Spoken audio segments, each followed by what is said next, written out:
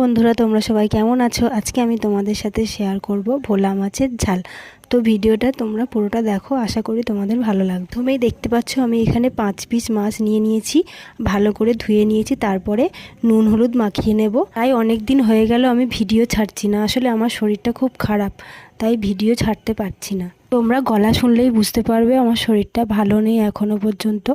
তো ওই ভিডিওটা ছিল, তাই ভাবলাম ভিডিওটা আমি আজকে এডিট করি।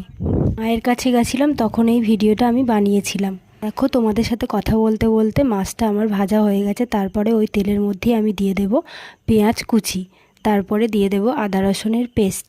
পরে আদা রসুনের কাঁচা গন্ধটা চলে গেলে তার মধ্যে দিয়ে দেব টমেটো কুচি আর কাঁচা লঙ্কা। দিয়ে দেবো একে একে মশলাগুলো, হলুদ গুঁড়ো, লঙ্কার গুঁড়ো আর স্বাদ মতো নুন। পরে মশলাটা ভালো করে কষিয়ে নিয়ে তার মধ্যে দিয়ে দেব জল। একটু সামান্য জল দিয়ে কষানোর পর যখন দেখবে মশলা থেকে তেল ছেড়ে দিয়েছে, তখন বেশি করে জল দিয়ে ভেজে রাখা মাছগুলো দিয়ে দেবে। এরপর কিছুক্ষণ ঢাকনা দিয়ে রেখে দেবে, ফুটে গেলে নামিয়ে নিলেই রেডি ভোলা মাছের ঝাল। বন্ধুরা, আমার এই ভিডিওটা তোমাদের কেমন লাগলো? ভালো লেগে থাকলে লাইক করে দিও আর কমেন্ট করে জানিও তোমাদের কেমন লাগলো। টাটা বন্ধুরা, দেখা হচ্ছে নেক্সট ভিডিও।